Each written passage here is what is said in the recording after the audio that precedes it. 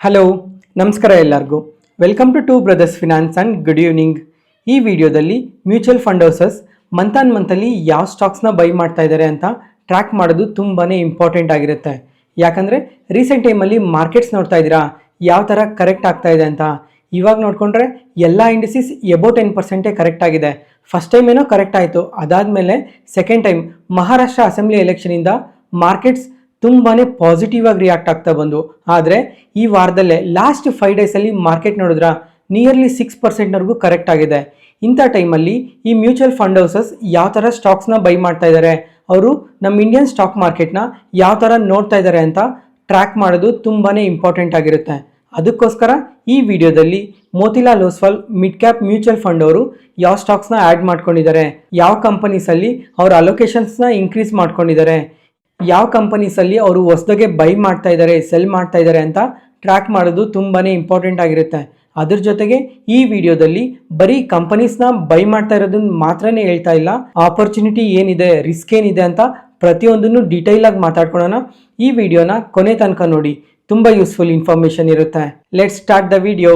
ಈ mutual fund ಅವರು ಯಾವ ಕಂಪನಿನ ಆ್ಯಡ್ ಮಾಡ್ಕೊಂಡಿದ್ದಾರೆ ಅಂದರೆ ಭಾರತಿ ಎಕ್ಸಾಕಾಮ್. ಇದು ಏರ್ಟೆಲ್ನ ಸಬ್ಸಿಡರಿ ಕಂಪನಿ. ಫಸ್ಟ್ ಇವಾಗ ಇವ್ರ ಬಿಸ್ನೆಸ್ ನೋಡಿಕೊಂಡ್ರೆ ಇವ್ರ ಟೋಟಲ್ ರೆವೆನ್ಯೂಸ್ ಅಲ್ಲಿ 98% ಆಫ್ ರೆವೆನ್ಯೂಸ್ ಎಲ್ಲ voice services, data services, value added services ಇಂದನೇ ಬರುತ್ತೆ. ಮತ್ತೆ ಇವ್ರ ಹತ್ರ 37% ಮಾರ್ಕೆಟ್ ಶೇರ್ ಇದೆ ರಾಜಸ್ಥಾನಲ್ಲಿ ಮತ್ತೆ ನಾರ್ತ್ ಈಸ್ಟರ್ನ್ ರೀಜನ್ ಅಲ್ಲಿ. ಈ ಕಂಪನಿ ಪ್ರಮೋಟರ್ ಸ್ಟೇಕ್ ನೋಡ್ಕೊಂಡ್ರೆ ಏರ್ಟೆಲ್ ಅವರು 70% ಸ್ಟೇಕ್ ನ ಹೋಲ್ಡ್ ಮಾಡ್ತಾ ಇದ್ದಾರೆ. ಅದಾದ್ಮೇಲೆ ಟೆಲಿಕಮ್ಯುನಿಕೇಶನ್ ಕನ್ಸಲ್ಟೆಂಟ್ ಆಫ್ ಇಂಡಿಯಾ ಅವರಾದ್ರೆ 15% ಸ್ಟೇಕ್ ನ ಹೋಲ್ಡ್ ಮಾಡ್ತಾ ಇದ್ದಾರೆ.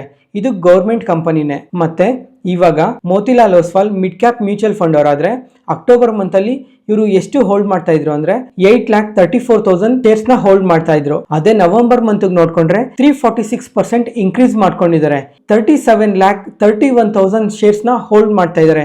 ಈ ತರ ಇಷ್ಟು ನಂಬರ್ ಆಫ್ ಶೇರ್ಸ್ ನ ಒಂದೇ ಮಂತ್ ಅಲ್ಲೇ ಇನ್ಕ್ರೀಸ್ ಮಾಡ್ಕೊಂಡಿದ್ದಾರೆ ಅಂದ್ರೆ ಕಮಿಂಗ್ ಟೈಮಲ್ಲಿ ಒಳ್ಳೆ ಗ್ರೋತ್ನ ಎಕ್ಸ್ಪೆಕ್ಟ್ ಮಾಡ್ತಾ ಇದ್ದಾರೆ. ಅದರಿಂದನೇ ಇರ್ಬೋದು ಈ ಥರ ನಂಬರ್ ಆಫ್ ಶೇರ್ಸ್ನ ಇಷ್ಟೊಂದು ಇನ್ಕ್ರೀಸ್ ಮಾಡ್ಕೊಂಡಿರೋದು. ಇವಾಗ ಈ ಕಂಪನಿ ರಿಸಲ್ಟ್ಸ್ ನೋಡಿಕೊಂಡ್ರೆ ಕ್ವಾರ್ಟರ್ ಆನ್ ಕ್ವಾರ್ಟರಲ್ಲಿ ಇಯರ್ ಆನ್ ಇಯರಲ್ಲಿ ಒಳ್ಳೆ ಗ್ರೋತ್ನ ಪೋಸ್ಟ್ ಮಾಡ್ತಾ ಇದ್ದಾರೆ. ಅದ್ರ ಜೊತೆಗೆ ಮಾರ್ಜಿನ್ಸ್ ನೋಡ್ಕೊಂಡ್ರು ಕ್ವಾರ್ಟರ್ ಆನ್ ಕ್ವಾರ್ಟರಲ್ಲಿ ಇನ್ಕ್ರೀಸ್ ಮಾಡ್ಕೊತಾನೆ ಬರ್ತಾ ಇದ್ದಾರೆ. ಜೊತೆಗೆ ಕನ್ಸಿಸ್ಟೆಂಟಾಗಿ ಗ್ರೋ ಆಗ್ತಾನೆ ಇದ್ದಾರೆ. ಪ್ರಾಫಿಟ್ಸ್ ಗ್ರೋತ್ ನೋಡ್ಕೊಂಡ್ರೆ ಲಾಸ್ಟ್ 5 ಇಯರಲ್ಲಿ 22% CAGR ಅಲ್ಲಿ ಗ್ರೋ ಆಗ್ತಾ ಇದ್ದಾರೆ. ಮತ್ತೆ ಲಾಸ್ಟ್ 3 ಇಯರ್ಸ್ ಅಲ್ಲಿ 42% CAGR ಅಲ್ಲಿ ಗ್ರೋ ಆಗ್ತಾ ಇದ್ದಾರೆ. ನೋಡೋಣ ಕಮಿಂಗ್ ಟೈಮಲ್ಲಿ ಯಾವ ಥರ ಗ್ರೋತ್ ಇರುತ್ತೆ ಅಂತ. ಯಾಕಂದರೆ ಬಿಸ್ನೆಸ್ ಚೆನ್ನಾಗಿದೆ, ರಿಸಲ್ಟ್ಸ್ ಚೆನ್ನಾಗಿ ಪೋಸ್ಟ್ ಮಾಡ್ತಾ ಇದ್ದಾರೆ. ಅದರಿಂದ ಕಮಿಂಗ್ ಟೈಮಲ್ಲಿ ಇನ್ನೂ ಯಾವ ಥರ ಗ್ರೋ ಆಗ್ತಾರೆ ಅಂತ ನೋಡಬೇಕು. Next Zomato. ಈ ಕಂಪನಿ ಬಗ್ಗೆ ಮಾರ್ಕೆಟ್ ನ್ಯೂಸಲ್ಲೇ ತುಂಬ ಸಲ ಮಾತಾಡ್ಕೊಂಡಿದ್ವಿ. ಮತ್ತೆ ಇವಾಗ ಈ ಕಂಪನಿ ಬಿಸ್ನೆಸ್ ನೋಡ್ಕೊಂಡ್ರೆ ಇವರು ಫುಡ್ ಡೆಲಿವರಿ ಸೆಗ್ಮೆಂಟ್ ಮತ್ತೆ ಕ್ವಿಕ್ ಕಾಮರ್ಸ್ ಸೆಗ್ಮೆಂಟ್ ಅಲ್ಲಿ ವರ್ಕ್ ಮಾಡ್ತಾರೆ. ಈ ಕಂಪನಿಯಲ್ಲಿ ಈ ಮ್ಯೂಚುವಲ್ ಫಂಡ್ ಅವರು 138% ಅಲೋಕೇಶನ್ ನ ಇನ್ಕ್ರೀಸ್ ಮಾಡ್ಕೊಂಡಿದ್ದಾರೆ. ಇವಾಗ ಅಕ್ಟೋಬರ್ ಮಂತ್ ಅಲ್ಲಿ 3,25,00,000 ಶೇರ್ಸ್ ನ ಹೋಲ್ಡ್ ಮಾಡ್ತಾ ಇದ್ರು. ಅದೇ ನವೆಂಬರ್ ಮಂತ್ ನೋಡ್ಕೊಂಡ್ರೆ 7,75,00,000 ಶೇರ್ಸ್ ನ ಹೋಲ್ಡ್ ಮಾಡ್ತಾ ಇದ್ದಾರೆ. ಈ ತರ ಒಂದೇ ಮಂತ್ ಅಲ್ಲೇ 134% ಇನ್ಕ್ರೀಸ್ ಮಾಡ್ಕೊಂಡಿದ್ದಾರೆ. ಅಂದ್ರೆ ಕಮಿಂಗ್ ಟೈಮಲ್ಲಿ ಒಳ್ಳೆ ಗ್ರೋತ್ನ ಎಕ್ಸ್ಪೆಕ್ಟ್ ಮಾಡ್ತಾ ಇರ್ಬೋದು. ಅದರಿಂದನೇ ಇಷ್ಟು ಇನ್ಕ್ರೀಸ್ ಮಾಡ್ಕೊಂಡಿರ್ಬೇಕು. ಇವಾಗ ಈ ಕಂಪನಿಯಲ್ಲಿ ಬರೀ ಅಡ್ವಾಂಟೇಜಸ್ ಏನಿದೆ ಅಂತ ಒಂದೇ ಅಲ್ಲ, ರಿಸ್ಕ್ ಏನಿದೆ ಕಮಿಂಗ್ ಟೈಮಲ್ಲಿ ಅಂತ ಪ್ರತಿಯೊಂದನ್ನು ಕ್ಲಿಯರ್ ಆಗಿ ಮಾತಾಡ್ಕೊಳ್ಳೋಣ. ಯಾಕಂದ್ರೆ ಈ quick commerce segment, food delivery ಸೆಗ್ಮೆಂಟಲ್ಲಿ ಒಳ್ಳೆ ಗ್ರೋತ್ನ ಎಕ್ಸ್ಪೆಕ್ಟ್ ಮಾಡ್ತಾ ಇದ್ದಾರೆ. ಬರೀ ಈ ಮ್ಯೂಚುವಲ್ ಫಂಡ್ ಅವ್ರು ಮಾತ್ರನೇ ಅಲ್ಲ, ರಿಟೇಲ್ ಇನ್ವೆಸ್ಟರ್ಸ್ ಕೂಡ ಈ ಕಂಪನೀಸಲ್ಲಿ ಒಳ್ಳೆ ಪೊಸಿಷನ್ಸ್ನ ಹೋಲ್ಡ್ ಮಾಡ್ತಾ ಇದ್ದಾರೆ. ಅದರಿಂದ ಈ ಕಂಪನೀಸ್ ಬಗ್ಗೆ ಕ್ಲಿಯರ್ ಆಗಿ ಮಾತಾಡ್ಕೊಳ್ಳೋಣ. ಇವಾಗ ಝೊಮ್ಯಾಟೊ ನೋಡ್ಕೊಂಡ್ರೆ ರೀಸೆಂಟ್ ಟೈಮಲ್ಲಿ ತುಂಬಾನೇ ಪಾಸಿಟಿವ್ ಆಗಿ ರಿಯಾಕ್ಟ್ ಆಗ್ತಾ ಇದೆ. ಯಾಕಂದ್ರೆ ಲಾಸ್ಟ್ 3-4 ಕ್ವಾರ್ಟರ್ಸ್ ಇಂದ ರಿಸಲ್ಟ್ಸ್ ಪಾಸಿಟಿವ್ ಆಗಿ ಪೋಸ್ಟ್ ಮಾಡ್ತಾ ಇದ್ದಾರೆ. ಅದ್ರ ಜೊತೆಗೆ ಈ ಕ್ವಿಕ್ ಕಾಮರ್ಸ್ ಸೆಗ್ಮೆಂಟ್ ಏನಿದೆ ಇದರಲ್ಲಿ ಒಳ್ಳೆ ಗ್ರೋತ್ ಇರುತ್ತೆ ಅಂತ ಈ ತರ ಇಷ್ಟು ಪಾಸಿಟಿವ್ ಆಗಿ ರಿಯಾಕ್ಟ್ ಆಗ್ತಾ ಇರೋದು. ಅದರಿಂದ ವ್ಯಾಲ್ಯೂಯೇಷನ್ಸ್ ನೋಡ್ಕೊಂಡ್ರು ತುಂಬಾ ಕ್ರೇಜಿ ಆಗಿದೆ. ಯಾಕಂದ್ರೆ ಕ್ವಿಕ್ ಕಾಮರ್ಸ್ ಸೆಗ್ಮೆಂಟ್ ಅಲ್ಲಿ ಅಷ್ಟು ಗ್ರೋತ್ ಇದೆ ಅಂತ ಮಾರ್ಕೆಟ್ ಅಷ್ಟು ಹೈಯರ್ ವ್ಯಾಲ್ಯೂಯೇಷನ್ಸ್ ಅಲ್ಲಿ ಇಡ್ತಾ ಇರೋದು. ಇದ್ರ ಜೊತೆಗೆ ಇನ್ನ ಪಾಸಿಟಿವ್ ಸ್ಟೇಟ್ಮೆಂಟ್ಸ್ ನೆಲ್ಲ ಮಾಡ್ತಾ ಇದ್ದಾರೆ. ರೀಸೆಂಟ್ ಆಗಿ ಪೇಟಿಎಂ ಟಿಕೆಟಿಂಗ್ ಬಿಸ್ನೆಸ್ ನ ಅಕ್ವೈರ್ ಮಾಡಿದ್ರಲ್ಲ, ಅದರಿಂದ ಡಿಸ್ಟಿಕ್ ಆಪ್ ನ ಲಾಂಚ್ ಮಾಡಿದ್ರು. ಅದಾದ್ಮೇಲೆ ರೀಸೆಂಟ್ ಟೈಮ್ ಅಲ್ಲಿ ಬಿಸ್ಟ್ರೋ 15 ಮಿನಿಟ್ಸ್ ಡೆಲಿವರಿ ಮಾಡ್ತೀವಿ ಅಂತ ಸಹ ಹೇಳಿದ್ದಾರೆ. ಅದಾದ್ಮೇಲೆ ಇದ್ರ ಕಾಂಪಿಟೇಟರ್ ನೋಡ್ಕೊಂಡ್ರೆ ಸ್ವಿಗ್ಗಿ ರೀಸೆಂಟ್ ಟೈಮಲ್ಲಿ ಮಾರ್ಕೆಟ್ಗೆ ಲಿಸ್ಟ್ ಆಗಿರೋ ಕಂಪನಿ. ಈ ಕಂಪನಿ ನೋಡ್ಕೊಂಡ್ರು ವ್ಯಾಲ್ಯೂಷನ್ ಪ್ರಕಾರ ತುಂಬಾನೇ ಎಕ್ಸ್ಪೆನ್ಸಿವ್ ಅಲ್ಲಿದೆ. ಆದರೆ ರೀಸೆಂಟ್ ಕ್ವಾರ್ಟರ್ಲಿ ರಿಸಲ್ಟ್ಸ್ ನೋಡ್ಕೊಂಡ್ರೆ ನೆಗೆಟಿವ್ ಅಲ್ಲೇ ಪೋಸ್ಟ್ ಮಾಡಿದ್ದಾರೆ. ಆದರೆ ಆ ಟೈಮಲ್ಲಿ ಕ್ವಿಕ್ ಕಾಮರ್ಸ್ ಸೆಗ್ಮೆಂಟ್ ಅಲ್ಲಿ ನೋಡ್ಕೊಂಡ್ರೆ ಇಯರ್ ಆನ್ ಇಯರ್ ಅಲ್ಲಿ 21% ಗ್ರೋತ್ ಇದೆ. ಅದರಿಂದ ಕಮಿಂಗ್ ಟೈಮಲ್ಲಿ ಇದೇ ತರ ಗ್ರೋತ್ ಇರುತ್ತೆ ಅಂತ ಸ್ವಿಗ್ಗಿ ಕೂಡ ರೀಸೆಂಟ್ ಟೈಮಲ್ಲಿ ತುಂಬಾನೇ ರ್ಯಾಲಿ ಆಗಿದೆ. ಲಾಸ್ಟ್ 1 ವೀಕ್ ಅಲ್ಲಿ ನೋಡ್ಕೊಂಡ್ರು 42% ಪಾಸಿಟಿವ್ ಆಗಿ ರಿಯಾಕ್ಟ್ ಆಗಿದೆ. ಮಾರ್ಕೆಟ್ಸ್ ಇಷ್ಟು ನೆಗೆಟಿವ್ ಆಗಿ ರಿಯಾಕ್ಟ್ ಆದ್ರೂ ಸ್ವಿಗ್ಗಿ ತುಂಬಾನೇ ಪಾಸಿಟಿವ್ ಅಲ್ಲೇ ಇದೆ. ಮತ್ತೆ ಇದೇ ತರ ಇವರೇನಾದ್ರು ಫುಡ್ ಡೆಲಿವರಿ ಸೆಗ್ಮೆಂಟ್ ಅಲ್ಲಿ ಮತ್ತೆ ಕ್ವಿಕ್ ಕಾಮರ್ಸ್ ಸೆಗ್ಮೆಂಟ್ ಅಲ್ಲಿ ಇದೇ ತರ ಗ್ರೋತ್ ನ ತೋರಿಸ್ತಾ ಇದ್ರೆ ಮಾತ್ರ ಇನ್ನ ಪಾಸಿಟಿವ್ ಆಗಿ ರಿಯಾಕ್ಟ್ ಆಗೋ ಚಾನ್ಸಸ್ ತುಂಬಾನೇ ಜಾಸ್ತಿ ಇದೆ. ಅಥವಾ ಯಾವುದಾದ್ರೂ ಒಂದು ಕ್ವಾರ್ಟರಲ್ಲಿ ಏನಾದರೂ ರಿಸಲ್ಟ್ಸ್ ಏನಾದರೂ ಡ್ರಾಪ್ ಆದರೆ ಶೇರ್ ಪ್ರೈಸ್ ತುಂಬಾ ಕರೆಕ್ಟ್ ಆಗೋ ಚಾನ್ಸಸ್ ಜಾಸ್ತಿ ಇದೆ. ಯಾಕಂದರೆ ಪ್ರತಿಯೊಬ್ಬರೂ ಇವಾಗ ಕ್ವಿಕ್ ಕಾಮರ್ಸ್ ಸೆಗ್ಮೆಂಟಲ್ಲಿ ಹೈ ಗ್ರೋತ್ ಇರುತ್ತೆ ಅಂತ ಎಕ್ಸ್ಪೆಕ್ಟ್ ಮಾಡ್ತಾ ಇದ್ದಾರೆ. ಅದಾದಮೇಲೆ ಇವಾಗ ರೀಸೆಂಟ್ ಟೈಮಲ್ಲಿ ಡಿಮಾರ್ಟ್ ನೋಡ್ತಾ ಇದ್ದೀರಾ ಎಷ್ಟು ಕರೆಕ್ಟ್ ಆಗಿದೆ. ಆಲ್ ಟೈಮ್ ಐಸಿಂದ ನೋಡಿಕೊಂಡ್ರೆ ನಿಯರ್ಲಿ 40%ವರೆಗೂ ಕರೆಕ್ಟ್ ಆಗಿದೆ. ಯಾಕಂದರೆ ಕ್ವಿಕ್ ಕಾಮರ್ಸ್ ಸೆಗ್ಮೆಂಟ್ ಈ ಥರ ಗ್ರೋ ಆಗ್ತಾ ಇರೋದ್ರಿಂದ ಡಿಮಾರ್ಟ್ ಇಷ್ಟೊಂದು ಕರೆಕ್ಟ್ ಆಗ್ತಾ ಇದೆ. ಈ ಥರ ಕ್ವಿಕ್ ಕಾಮರ್ಸ್ ಗ್ರೋ ಆಗುತ್ತೆ ಅಂತ ಡಿಮಾರ್ಟ್ ತುಂಬಾನೇ ಕರೆಕ್ಟ್ ಆಗಿದೆ. ಆದರೆ ಡಿಮಾರ್ಟ್ ನಂಬರ್ಸ್ ನೋಡ್ಕೊಂಡ್ರೆ ಬೆಟರ್ ಆಗಿ ಪೋಸ್ಟ್ ಮಾಡ್ತಾ ಇದೆ. ನೋಡಬೇಕು ಈ ಕ್ವಾರ್ಟರ್ಸ್ ಅಲ್ಲಿ ಯಾವ ತರ ಪೋಸ್ಟ್ ಮಾಡ್ತಾರೆ ಅಂತ. ಅದಾದ್ಮೇಲೆ ಈ ಕಂಪನೀಸ್ಗೆ ರಿಸ್ಕ್ ಎಲ್ಲಿದೆ ಅಂತ ನೋಡ್ಕೊಂಡ್ರೆ ಇವಾಗ ರೀಸೆಂಟ್ ಟೈಮಲ್ಲೇ ಇನ್ನೊಂದು ಕಂಪನಿ ಕೂಡ 15 ಮಿನಿಟ್ಸ್ ಫುಡ್ ಡೆಲಿವರಿ ಮಾಡ್ತೀವಿ ಅಂತ ಎಂಟರ್ ಆದ್ರು. ಅದಾದ್ಮೇಲೆ ಈ ಸೆಗ್ಮೆಂಟ್ಗೆ ಈಸಿಯಾಗಿ ಪ್ರತಿಯೊಬ್ರು ಎಂಟರ್ ಆಗ್ತಾ ಇದ್ದಾರೆ. ಅದರಿಂದ ಈ ಫುಡ್ ಡೆಲಿವರಿ ಸೆಗ್ಮೆಂಟ್ ಅಲ್ಲೂ ಲಾಂಗ್ ಟರ್ಮ್ ಅಲ್ಲಿ ಸ್ವಲ್ಪ ಥ್ರೆಟ್ ಇರ್ಬೋದು. ಇದ್ರ ಜೊತೆಗೆ ಮೊನ್ನೆ ಅಮೆಝಾನ್ ಇಂಡಿಯಾದವರು ಒಂದು ಸ್ಟೇಟ್ಮೆಂಟ್ ಮಾಡಿದ್ರು, ಇವರು ಕ್ವಿಕ್ ಕಾಮರ್ಸ್ ಸೆಗ್ಮೆಂಟ್ಗೆ ಎಂಟರ್ ಆಗ್ತಾ ಇದೀವಿ. ಇವಾಗ ಬೆಂಗಳೂರಲ್ಲಿ ಫಸ್ಟ್ ಇದನ್ನ ಟ್ರಯಲ್ಸ್ ನೋಡ್ತೀವಿ, ಅದಾದ್ಮೇಲೆ ತುಂಬಾ ಸಿಟೀಸ್ಗೆ ಎಕ್ಸ್ಪ್ಯಾಂಡ್ ಆಗ್ತೀವಿ ಅಂತ ಸ್ಟೇಟ್ಮೆಂಟ್ಸ್ ಮಾಡಿದ್ದಾರೆ. ಇದು ಸಹ ಕಮಿಂಗ್ ಟೈಮಲ್ಲಿ ರಿಸ್ಕ್ ಫ್ಯಾಕ್ಟರ್ ಅಂತಾನೆ ನೋಡ್ಬೋದು. ಅದರಿಂದ ಈ ಫುಡ್ ಡೆಲಿವರಿ ಮತ್ತೆ ಕ್ವಿಕ್ ಕಾಮರ್ಸ್ ಸೆಗ್ಮೆಂಟ್ ಅಲ್ಲಿ ಯಾರಾದರೂ ಇನ್ವೆಸ್ಟ್ ಮಾಡಿದ್ರೆ ಟೈಮ್ ಟು ಟೈಮ್ ಏನು ನಡೀತಾ ಇದೆ ಅಂತ ಪ್ರತಿಯೊಂದು ಡೇಟಾ ಪಾಯಿಂಟ್ನು ಟ್ರ್ಯಾಕ್ ಮಾಡ್ತಾ ಇರಿ. ಈ ತರ ಕಾಂಪ್ಲೆಕ್ಸ್ ಡೇಟಾನೆಲ್ಲ ಸಿಂಪ್ಲಿಫೈ ಮಾಡಿ ನಿಮ್ಮ ಮುಂದೆ ತರ್ತಾ ಇದ್ದೀನಲ್ಲ, ಅದಕ್ಕೋಸ್ಕರ ಈ ವಿಡಿಯೋ ಯಾವುದೇ ಪಾಯಿಂಟಲ್ಲಿ ನಾವು ಇಡ್ತಿರೋ ಎಫರ್ಟ್ಸಿಂದ ನಾವು ಕೊಡ್ತಿರೋ ಇನ್ಫಾರ್ಮೇಷನಿಂದ ಏನಾದರೂ ನಿಮಗೆ ಯೂಸ್ಫುಲ್ ಅನಿಸಿದ್ರೆ ಈ ವಿಡಿಯೋನ ಲೈಕ್ ಮಾಡಿ. ಮತ್ತು ನಿಮ್ಮ ಫ್ರೆಂಡ್ಸಲ್ಲಿ ಯಾರಿಗಾದ್ರೂ ಸ್ಟಾಕ್ ಮಾರ್ಕೆಟ್ ಬಗ್ಗೆ ಇಂಟ್ರೆಸ್ಟ್ ಇರೋರಿಗೆ ಈ ವಿಡಿಯೋಸ್ನ ಶೇರ್ ಮಾಡಿ, ಅವ್ರಿಗೂ ತುಂಬ ಉಪಯೋಗ ಆಗುತ್ತೆ. ಇದುವರೆಗೂ ಎಕ್ಸಿಸ್ಟಿಂಗ್ ಕಂಪನೀಸಲ್ಲಿ ಅವ್ರ ಅಲೋಕೇಶನ್ಸ್ನ ಇನ್ಕ್ರೀಸ್ ಮಾಡ್ಕೊಂಡಿರೋ ಕಂಪನೀಸ್ ಬಗ್ಗೆ ಮಾತಾಡ್ಕೊಂಡ್ವಿ. ಇವಾಗ ಯಾವ ಕಂಪನೀಸ್ನ ಹೊಸದಾಗಿ ಬೈ ಮಾಡಿದ್ದಾರೆ ಅಂತ ಮಾತಾಡ್ಕೊಳ್ಳೋಣ. ನೆಕ್ಸ್ಟ್ ಇವಾಗ KEI ಇಂಡಸ್ಟ್ರೀಸ್, ಇವರು ಕೇಬಲ್ಸ್ನ ಮತ್ತು ವೈರ್ಸ್ನ ಮ್ಯಾನುಫ್ಯಾಕ್ಚರ್ ಮಾಡ್ತಾರೆ. ನವೆಂಬರ್ ಮಂತಲ್ಲಿ 7 ಲ್ಯಾಕ್ ಶೇರ್ಸ್ನ ಬೈ ಮಾಡಿದ್ದಾರೆ. ಮತ್ತು ಈ ಕಂಪನಿ ಬಿಸ್ನೆಸ್ ಆಗಲಿ ಫಿನಾನ್ಷಿಯಲಿ ಆಗಲಿ ತುಂಬಾ ಚೆನ್ನಾಗಿದೆ. ಕ್ವಾರ್ಟರ್ ಆಗಲಿ ಇಯರ್ ಆನ್ ಇಯರ್ ಆಗಲಿ ಒಳ್ಳೆ ಗ್ರೋತ್ನ ಪೋಸ್ಟ್ ಮಾಡ್ತಾ ಇದ್ದಾರೆ. ಮತ್ತು ಇವಾಗ ಈ ಕಂಪನಿ ಬಿಸ್ನೆಸ್ ಬಗ್ಗೆ ಸ್ವಲ್ಪ ಡೀಟೇಲ್ ಆಗಿ ನೋಡಿಕೊಂಡ್ರೆ ಇವರು ವೈಡ್ ರೇಂಜ್ ಆಫ್ ವೈರ್ಸ್ ಮತ್ತು ಕೇಬಲ್ಸ್ನ ಮ್ಯಾನುಫ್ಯಾಕ್ಚರ್ ಮಾಡ್ತಾರೆ. ಅದರಲ್ಲಿ EHV cables, high tension cables, low tension cables, control cables, ಈ ಥರ ಹಲವಾರು ವೆರೈಟೀಸ್ ಆಫ್ ಕೇಬಲ್ಸ್ನ ಮ್ಯಾನುಫ್ಯಾಕ್ಚರ್ ಮಾಡ್ತಾರೆ. ಇವ್ರು ಮ್ಯಾನುಫ್ಯಾಕ್ಚರ್ ಮಾಡೋ ಕೇಬಲ್ಸ್ ಹಲವಾರು ಸೆಕ್ಟರ್ಸಲ್ಲಿ ಹಲವಾರು ಇಂಡಸ್ಟ್ರೀಸಲ್ಲಿ ಬಳಸ್ತಾರೆ. ಮತ್ತು ಈ ಕಂಪನಿ ರಿಸಲ್ಟ್ಸ್ ನೋಡ್ಕೊಂಡ್ರೂ ಕನ್ಸಿಸ್ಟೆಂಟ್ ಆಗಿ ಗ್ರೋ ಆಗ್ತಾನೆ ಬರ್ತಾ ಇದ್ದಾರೆ. ಇವ್ರ ಪ್ರಾಫಿಟ್ಸ್ ಗ್ರೋತ್ ನೋಡ್ಕೊಂಡ್ರೆ ಲಾಸ್ಟ್ 5 ಇಯರ್ಸ್ ಅಲ್ಲಿ 26% CAGR ಅಲ್ಲಿ ಗ್ರೋ ಆಗ್ತಾ ಇದ್ದಾರೆ. ಮತ್ತೆ ಲಾಸ್ಟ್ 3 ಇಯರ್ಸ್ ಅಲ್ಲಿ ನೋಡ್ಕೊಂಡ್ರು 29% CAGR ಅಲ್ಲಿ ಗ್ರೋ ಆಗ್ತಾ ಇದ್ದಾರೆ.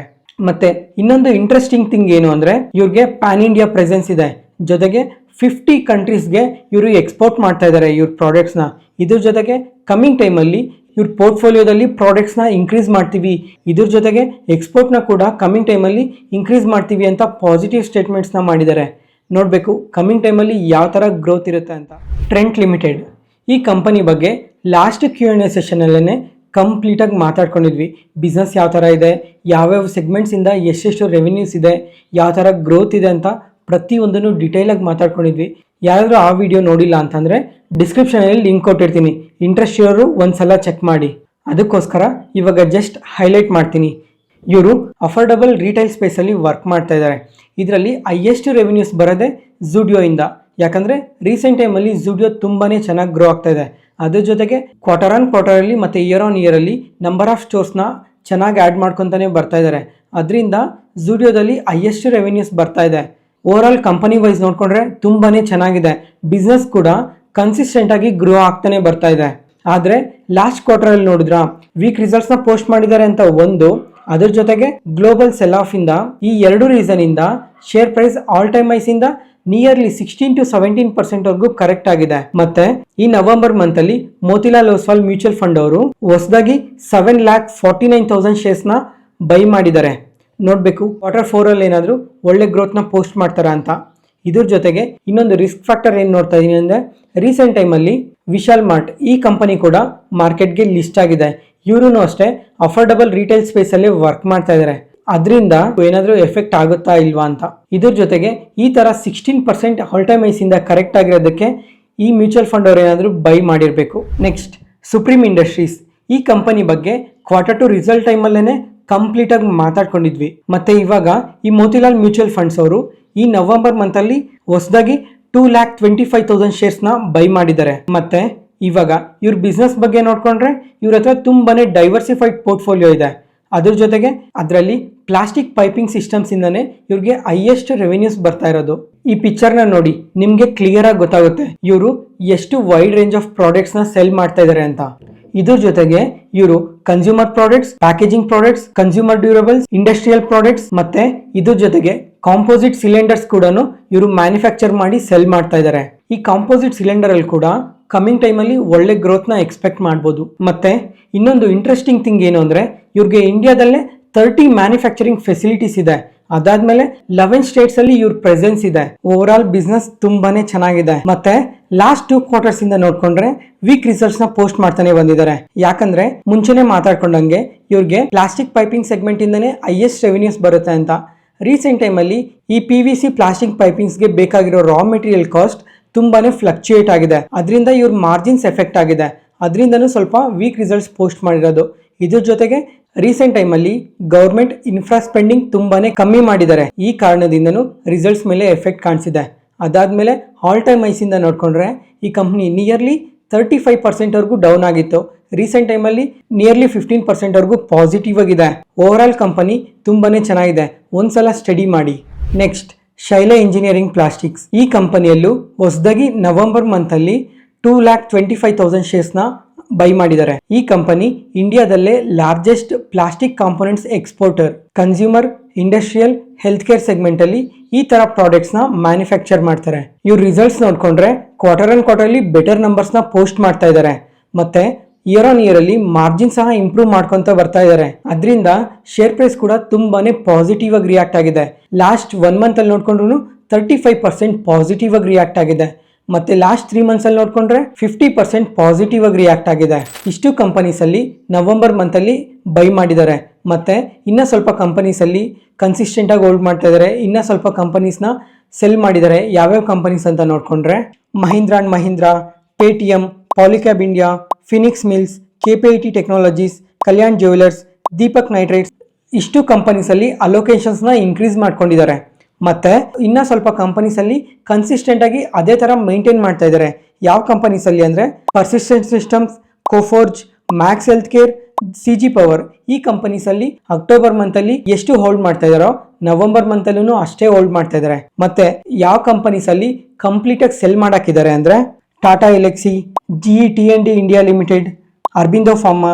ಈ 3 ಕಂಪನೀಸ್ ಅಲ್ಲಿ ಕಂಪ್ಲೀಟ್ ಆಗಿ ಸೆಲ್ ಮಾಡಾಕಿದ್ದಾರೆ. ಈ ಕಂಪ್ಲೀಟ್ ಲಿಸ್ಟ್ ಏನಿದೆ ಅದನ್ನ ವಾಟ್ಸಪ್ ಚಾನಲಲ್ಲಿ ಶೇರ್ ಮಾಡ್ತೀನಿ. ನೀವು ಯಾರಾದರೂ ವಾಟ್ಸಪ್ ಚಾನಲ್ನ ಫಾಲೋ ಮಾಡ್ತಾ ಇಲ್ಲ ಅಂದರೆ ಡಿಸ್ಕ್ರಿಪ್ಷನಲ್ಲಿ ಲಿಂಕ್ ಕೊಟ್ಟಿರ್ತೀನಿ, ಒಂದ್ಸಲ ಚೆಕ್ ಮಾಡಿ. ಇವತ್ತಿಗೆ ವಿಡಿಯೋ ಮುಗೀತು. ಈ ವಿಡಿಯೋ ಇಷ್ಟ ಆದರೆ ಲೈಕ್ ಮಾಡಿ, ಶೇರ್ ಮಾಡಿ, ಸಬ್ಸ್ಕ್ರೈಬ್ ಆಗಿ. Thank you.